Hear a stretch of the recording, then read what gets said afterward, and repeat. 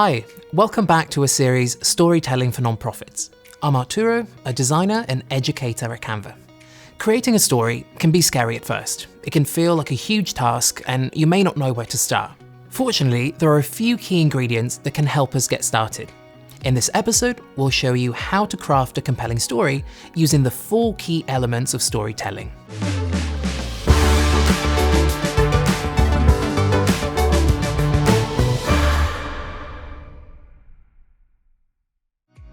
When you analyze a story, any story, you'll realize all stories need 4 key elements to be compelling: a central character, a structure, a good combination of logos, pathos, and ethos, and details.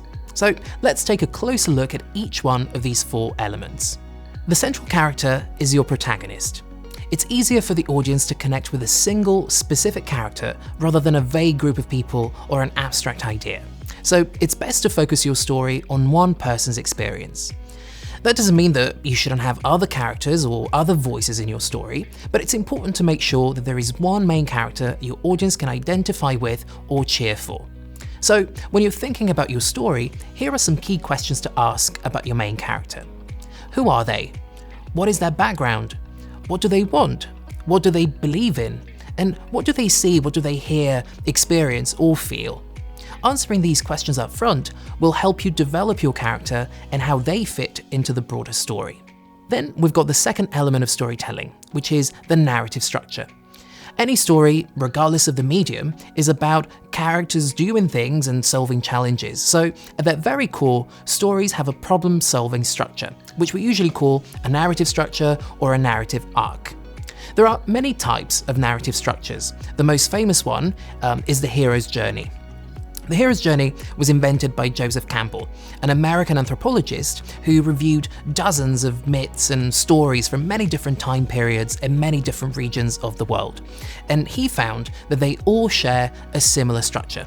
From King Arthur to the Netflix series that we watch every week, all stories tie back to this structure, which is made up of 4 key phases. The first phase is the call to adventure. We start in the ordinary world, where life goes by as we know it. Then something unexpected happens that disrupts this order. This is what we call the call to adventure. A character is prompted to go on a journey or confront a difficult situation.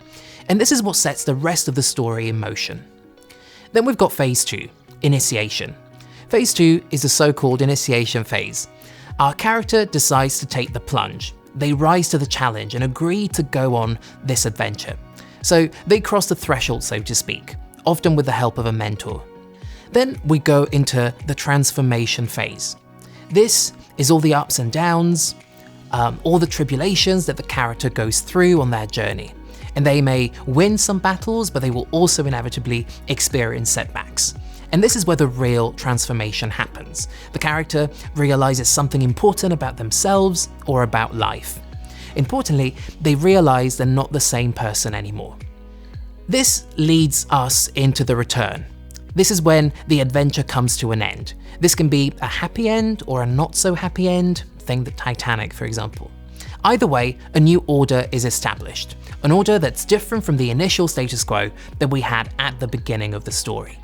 Something has changed forever, either outside the character or within the character, and things are not the same anymore. So when you're working on a story for your nonprofit, think about how you can apply this narrative structure to your story. Ask yourself, what's the initial situation? What's the turning point in the story? What's the sudden event that sets the story in motion? And also, what's the conflict, internal or external to the character? What are the ups and downs that the character has to go through? And what is the new context when the journey or the struggle is over? What has changed? The third element of a good story is actually made up of 3 elements. These are the logos, pathos, and ethos. And if these words sound Greek to you, it's because they are. They were defined by Aristotle, a Greek philosopher who studied storytelling and the art of persuasion. So let's take a closer look at each of these 3 elements.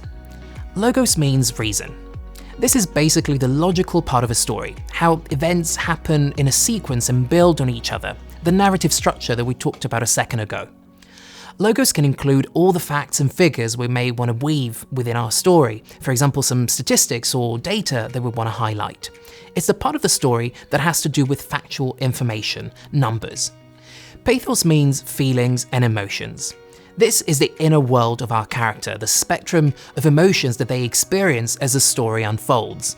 Pride, joy, happiness, anger, sadness, determination, as well as the growth that they experience on their hero's journey. How these emotions change or don't as the story unfolds. Ethos means values and trust. And this is really what sets your story apart from the rest. What is the moral of the story? What is the deeper meaning? What's the bigger human truth or insight that's revealed by your story? How does your story help your audience understand something meaningful about themselves or about the world? So when you think about the story you want to tell, ask yourself, is there a good combination, is there a good balance of facts, feelings, and a deeper insight into the human experience? The final key element to a story is details. Now, details are the secret to crafting an engaging story that creates that feeling of being totally immersed in it. A story needs to have vivid details, things that evoke our senses and help us feel the story. Capturing sensory details, not just what we see, but also the things we hear, the things we smell, touch, is super important, because it's these kinds of details that will grab our attention and draw us into the story. It's also these details that activate those mirror neurons in our brain, making the story feel like it's actually happening to us. So if you're making a video story, using B-roll footage is a great way to add detail to your story. And we'll actually chat with Eddie later about this, so she'll share some tips on how to best capture these evocative details in your story. And there you have it. These are the 4 key building blocks to any story.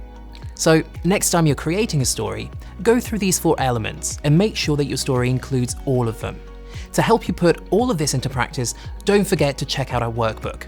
In particular, part 2 will help you plan your story in 6 simple steps.